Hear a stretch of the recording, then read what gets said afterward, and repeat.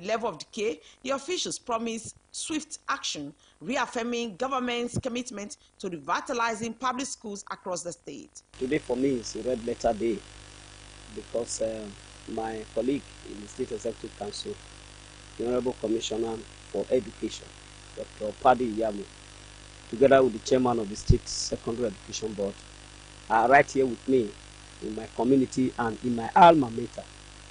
These structures you are seeing behind were classrooms that I went through my secondary school. But the state of the school now is in a very sorry state. I have secured the support of the Commissioner of Education to come and inspect the school, and he graciously granted the request for us to come. The sorry state of infrastructure in this school will be reversed. Very, very sad that in this modern day and age, we have a structure like this erected by one of our foremost leaders and allowed to dilapidate to this extent. It's very sad. The education is the principal tool that we can use to change the world. And if you want a society to be a progressive society, you must be able to provide the necessary infrastructure and educate our people. This is something that we believe the governor, Mr. Mondo Pevolo, found out, and we trust him that after submitting our report, we're going to take the necessary steps. After the inspection of this school today, in fact, I was just so disheartened, because this is something that we really need help. Because the whole building dilapidated, the new classroom, the facility is something that we really need to come in. So I want to appreciate the executive principal who has been managing this place and the community. And we pray that by God's grace we'll do something about it. Dr. Samson Osaigi, a proud alumnus of Iyayi Efionayi Grammar School, Igba, commended Governor Monday Okpebholo for the ongoing education reforms and expressed a much-needed facelift. Of sorrow that parents and students are going through now will be a thing of the past. I believe that Akpakomiza, who is now the governor of Edo State, has no other responsibility other than to put smiles in the faces of Edo people, particularly in the education sector. And he's demonstrating that now in very clear terms. If you go across the state, the number of schools that he has given out for rehabilitation and construction, the work going there are quite monumental. And you guys are journalists, you are seeing some of this work. And he has a hard-working commissioner for education and young, vibrant members of the board of secondary education who are hitting the ground running. So, Iyayi Efionayi Grammar School, formerly known as Igba Grammar School, Igba Heights, by the grace of God, will come back to life under this administration. And I'm very sure that the community will continue to support this government. We supported this government in the last election, supported His Excellency by overwhelmingly voting for him. We will continue to do that for him and his party. And we know that this is one area that we are going to reap the benefits of our support for this government. The school senior principal, Mrs. Philomena Iriagbonse, and community leader, Mr. Julius Ionagise, welcomed the officials and thanked the government for their concern and commitment to revamping the school. I want to thank God for grace to actually be a principal in this school. It has not been easy. I want to first thank God for the community's cooperation. They have actually been the ones helping me to clear and do a lot of things. I also want to thank the Attorney General of the state. He has been of immense help to this school. I want to thank our boss chairman, the Commissioner for Education, for coming to our aid today. If you look at the buildings, you went round, they are so dilapidated. Most of our facilities have been drenched by the rain. So call on the governor of Edo State, His Excellency, Senator Monday Okpebholo, to please come to our aid, because education is the bedrock for development of the state. Over the years, we have been crying for government to come to the aid of this school. I am a product of this school, and each time I come here, I always feel sad. It's our prayer that by the time they submit their report to the Edo State Governor, His Excellency, Senator Monday Okwebolo, the Akpakomiza, that they will definitely have empathy towards this group. To round out the visit, the team paid a courtesy call to the Odion Way of Igba community, further strengthening collaboration between the government and local stakeholders. Best Orator reporting for BeeTv News.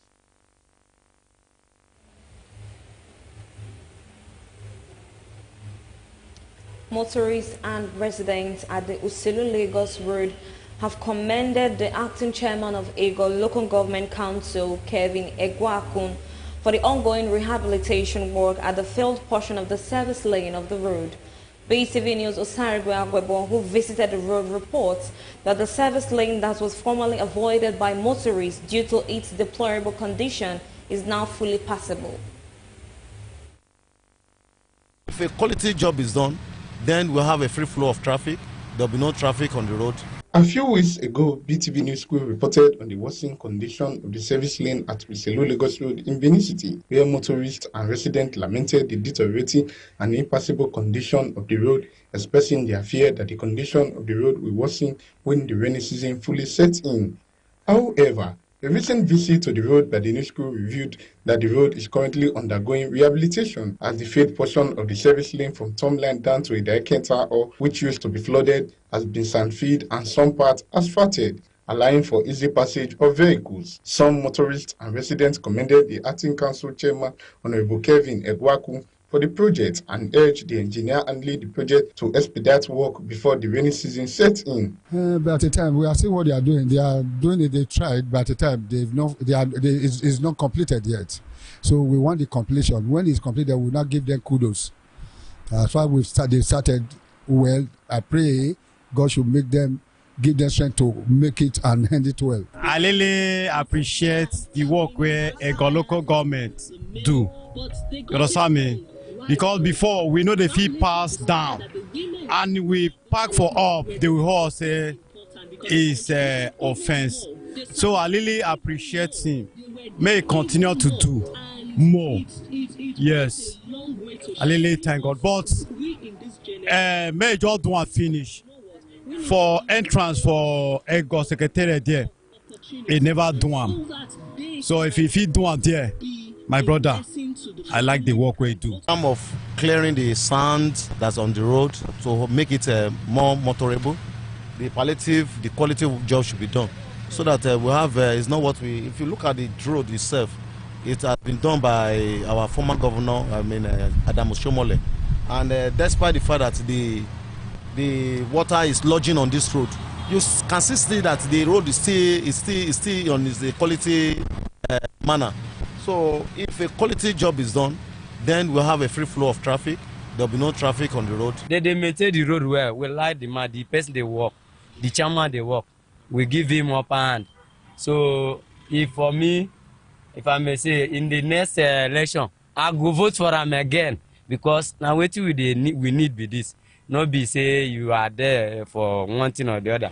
I will go there, okay. Because you know go disturb us again.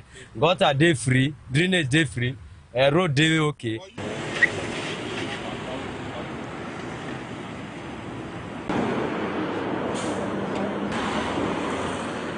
Motorists and residents are hopeful that the rehabilitation work on the road will be completed before the rainy season sets in fully. From Uselu-Lagos Road, Osarigwe Agwebo, reporting for BeeTv News.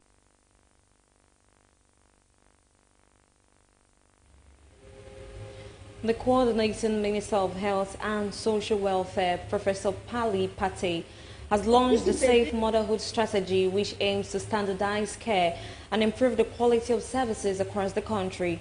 Professor Pate was speaking during a ministerial press briefing in Abuja to commemorate the 2025 National Safe Motherhood Week. He assured that the federal government is determined to ensure no woman dies while giving life. The newly launched policy and guideline document for 2024 to 2028 includes protocol for managing postpartum hemorrhage, among others. This is a day that is dedicated to the well-being of mothers and newborns across our country, Nigeria. Today we come together not only to reflect, but to act, to forge partnerships, share innovations, and accelerate solutions for a safer country where every pregnancy is wanted, every birth is safe, and every mother and baby thrives. And the theme of this year's celebration, Innovating for Safer Birth, a collective responsibility to crush maternal mortality, calls on all of us, governments, health professionals, the amazing health professionals that work in the front lines, our development partners, WHO, UNFPA, and many others, and communities and our leaders to take ownership of this shared mission to make childbirth safe for every Nigerian woman, regardless of her location, income, or background.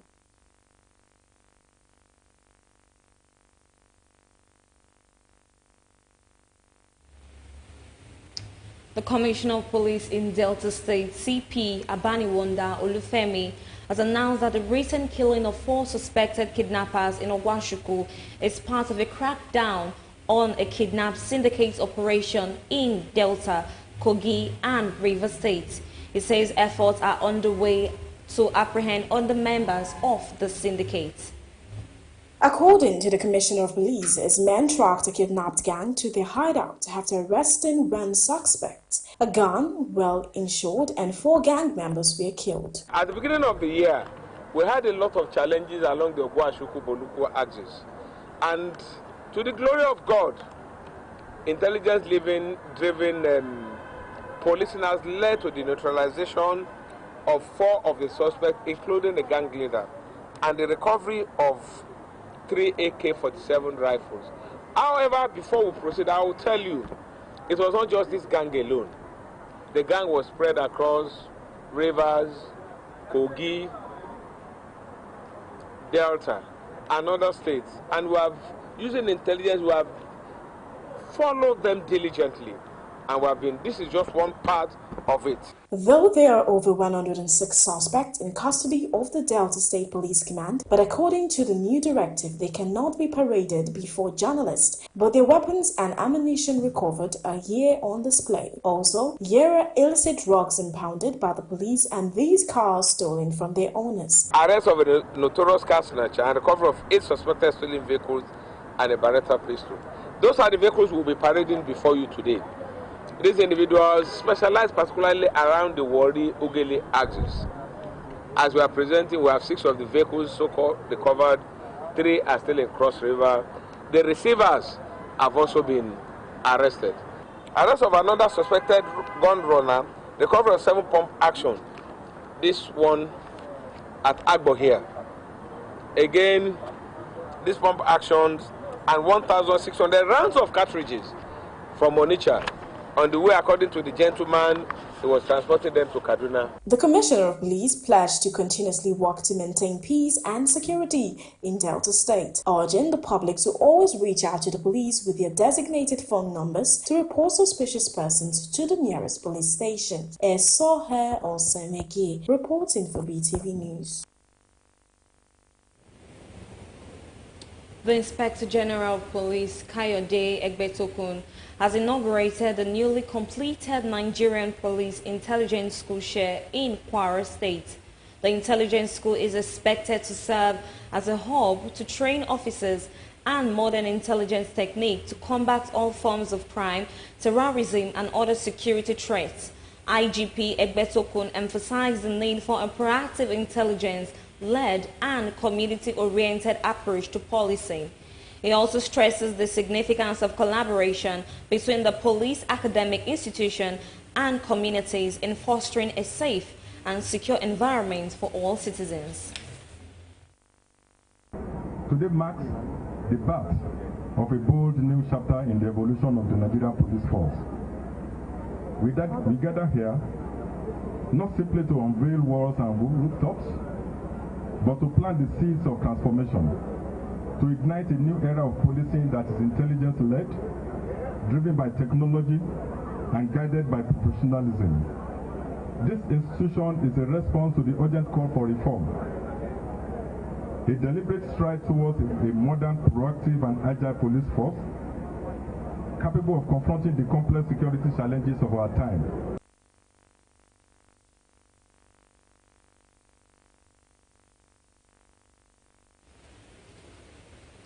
Tree planting have been advocated by members of the public in Benin City for sustainable environmental condition. BeeTv News Freeman Osawe reports that respondents said with the planting of more trees, the environmental will be more conducive and habitable. The presence of trees gives shady protection not just to the environment but serves as beautification to the landscape of the town, which makes it more important on having trees planted in vicinities, streets and more. Many people believe that tree planting is necessary and helps protect the environment, especially preventing direct sunlight, rains and even improve public education. They further said that planting of trees should be prioritized by everyone through sensitization on why tree planting is important and should be prioritized because environmental protection is key. I see planting of trees as like shade.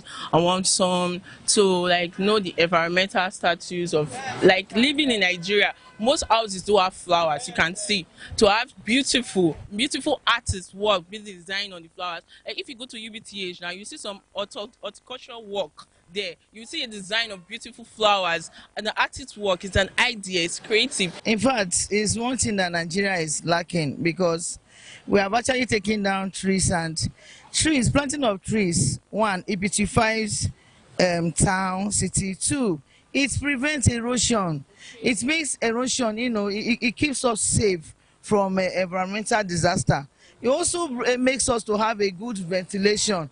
When trees are cut down, heat everywhere. So I encourage planting. If you go to somewhere like when I went to South Africa, Dubai, you see that they beautify their roads everywhere. Is common Ghana. In fact, if you go to Ghana, you see the way they decorate trees that they plant. So it's very important for any country, any city. I encourage planting of trees. Right now, the sun, the heat in Nigeria currently now is affected because of lack of trees and all these things. So if more trees are planted, the heat and everything will reduce. You understand? Trees are supposed to be planted for better carbon dioxide to be flowing, oxygen and other things. But now since we don't have any trees, see everywhere, just houses, and they're cutting down trees and all those things, building block houses, there are more heat in the environment, giving us uncomfortability right now. So I advise the government to help out and plant more trees. It's very important. I was discussing with somebody yesterday. I was like, the kind of fresh air that you get from trees, it has a way of helping our body. But now you find out that when they cut trees, that area is like stagnant.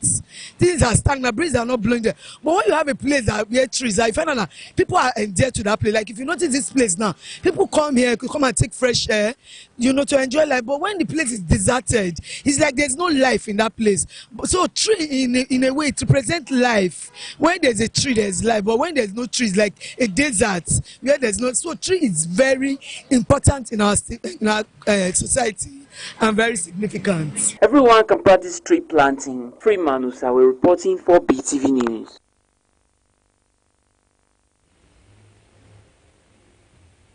The National Vice Chairman of the People's Democratic Party, South-South, Chief Dan Obi, has said that the selective application of the constitutional provision of the PDP as it affects membership position and everything concerning the party is the root cause of the crisis in the party. Obi, who spoke exclusively with the Sun newspaper in Abuja, narrating how leaders and key players in the party have taken advantage of the situation to kill the party. Obi, a former chairman of the PDP in Edo State, said that nothing stops the PDP from being a robust and vibrant opposition in the country, but that the party can only achieve the role if it begins in earnest to adhere to the constitution of the party. The chairman of the governing council of the Ambrizali University, Ekboma, Edo State, also took a swipe at those who criticized the minister of the Federal Capital Territory, Nyesom Wike, for serving in the government of President Bola Ahmed Tinubu, directing them to take a look at the presidential system of government as it is practiced in the United States. He also told party members who are uncomfortable about his relationship with Wike that the PDP cannot determine his relationship with the immediate past Rivers State governor. On the crisis rocking the PDP in Edo State, Chief Obi said Obaseki joined the PDP after he was driven by APC for reasons that were made public by his former party, and that he was one of the very few who came out at the very time to say that a man who rode on the wings of a particular party structure to get into power and within 4 years fell out with every person in that party was certainly not a good material to acquire. He noted that eventually, after much pressure from most of the leaders, being a party man, I did not need to come out publicly to state some of the things he saw then, which eventually Mr. Godwin Obaseki exhibited when he joined D, and that today, Obaseki had left the party battered and now he is nowhere to be found. On the allegations that the then governor gave $1 million to leaders of the party in Edo to join the PDP, Chief Dan Obi said he is not aware, adding that he only recalled the comrade Philip Shaibu, who was the deputy to Mr. Godwin Obaseki, allegedly that Obaseki swindled him of $300,000, saying he was going to give the money to leaders of PDP. Specifically, he mentioned Honorable Ogbeide Ihama and also mentioned his name. Chief Dan Obi said during one of the meetings with some people, governors at that time, who include Governor Samuel Orton of Benue State, Ifeanyi Okowa of Delta State, former governor of Taraba State, and others. He asked that Mr. Godwin Obaseki if he truly gave him the money. He said Obaseki denied it. But when he told him that deputy said he gave $300,000 from him, claiming that he was going to give him and of right Ihama the money. Governor Godwin Obaseki was looking lost, and that is one of the most embarrassing moments he had ever spent with any elected governor in Nigeria, where it was obvious that he lied to his deputy, where it was obvious that he took the money from his deputy because the deputy referred to his then SSG as the living witness to the process Obaseki used in taking the money from him. That, again, tells the story of who Obaseki was as a person and as governor of Edo State.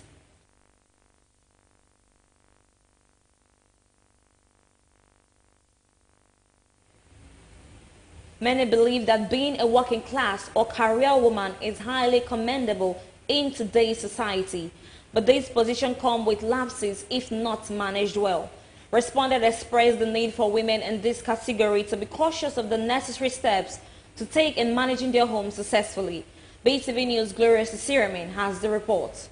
You are self-employed, you are not questioned to anybody, nobody question. You can decide when to open your organization, how to run it, and the rest. A working class woman is one that is subject to high demands from family and society, especially those whom happen to be wives and mothers of children. She is tasked with having to attend to her business and also to home affairs, and this has been a challenge for many women whom seem not to be able to cope. Respondents said that as much as it is preferable to be a working class woman than an idle housewife, it is however necessary to consider the well-being of her husband and children to avoid crisis in the home. They added that it is important for such a woman to be skilled in time management so that she can be able to manage her home well and still properly manage her business or career to a success.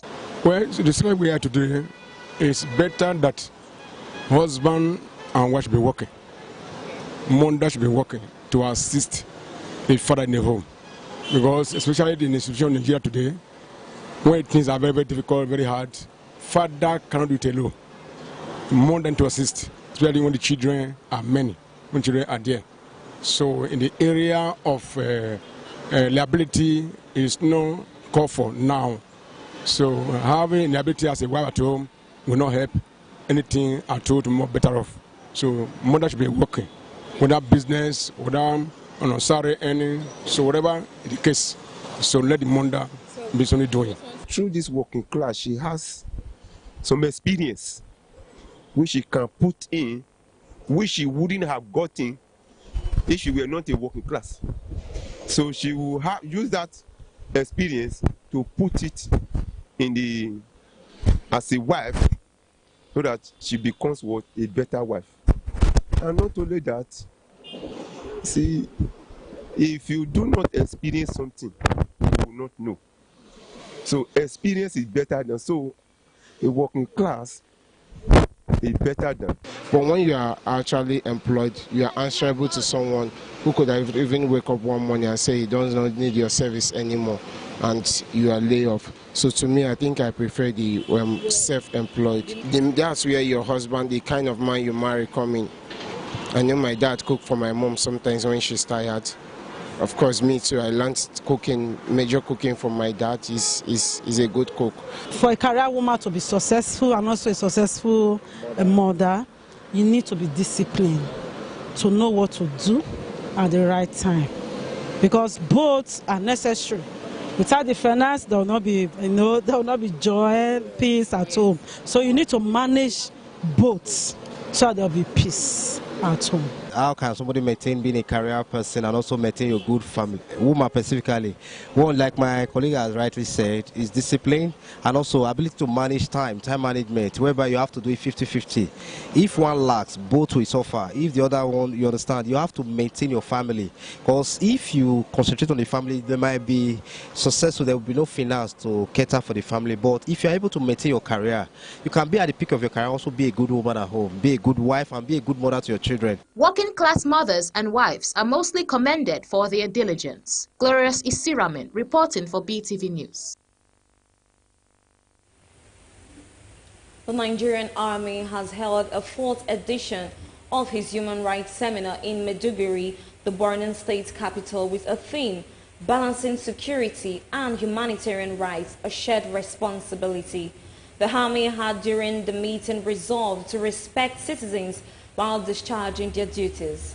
It is the 4th edition of the Nigerian Army Human Rights Seminar. Gathered in this hall, top militations, human rights groups, journalists and government officials. Their presence underscores the importance of fostering mutual understanding between security agencies and civilians. According to keynote speakers, this relationship ensures that defense and national security issues does not compromise the basic democratic values of majority rules, minority rights, and freedom of speech, religion, and due process. Most times, human rights are violated in situations where national security becomes paramount. Security officers are usually always involved in the violation of it. It comes with the territory. That in little things like that, human rights takes a second place. They know what they're doing, they know what they want to do, and they want us to help them to find a way forward and how to share the responsibility to balance security and human rights. The Joint Investigation Center to review the cases we have. So for those people that are in the Joint Investigation Center, they are not innocent. They have cases to answer. And that is why I'm telling you of the complex working group from the office of the Attorney General of the Federation. These seminars served as a platform for dialogue on best practices and accountability in handling human rights within security operations. Today we are poised to engage in impactful discussions to bridge the gap between military operations and human rights advocacy. While our security forces are tasked with protecting our nation, we must recognize that they are also responsible for being accountable to human rights. Experts at the panel session emphasized the importance of continuous training, public engagement, and policy reforms to ensure that human rights are respected during all security activities. Soher Semegi reporting for BeeTv News.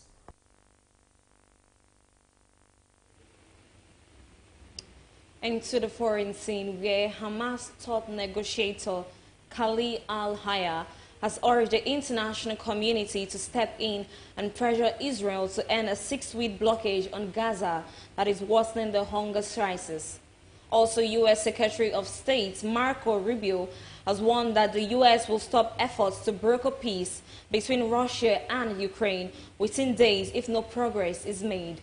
BeeTv News Global News correspondent Rebecca Goffey tells us more on this and more from the foreign scene.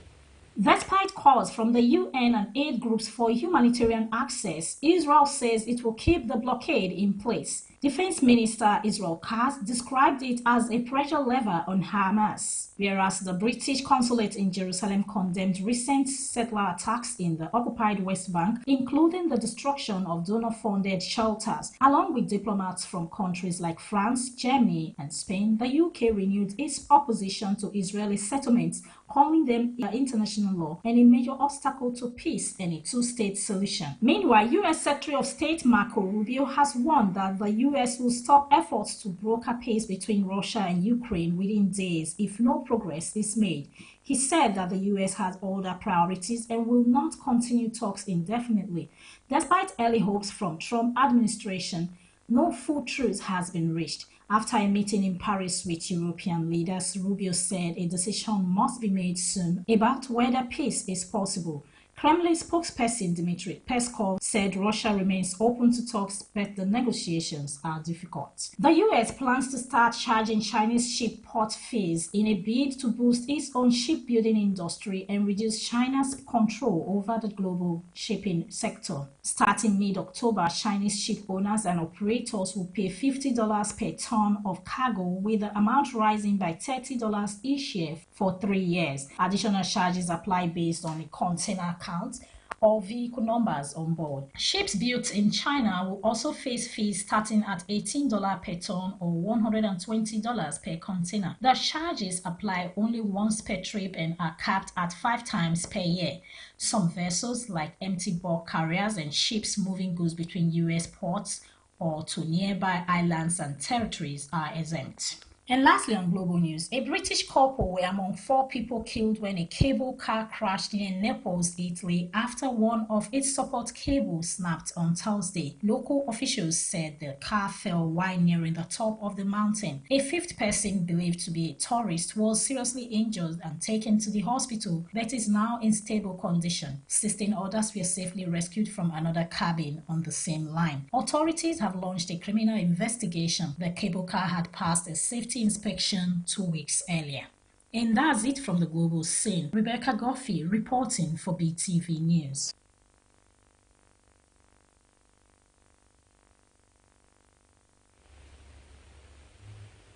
The award-winning superstar Davido has released his much-awaited 5th album, 5, released on April 18, 2025. The album features 17 tracks and multiple guest appearances from music star worldwide. The report. The project features guest appearances from Afrobeat stars Omale and Victony. Other Nigerian artists on the album include Ojumoju Black and Chike, whom he featured on the single Fall.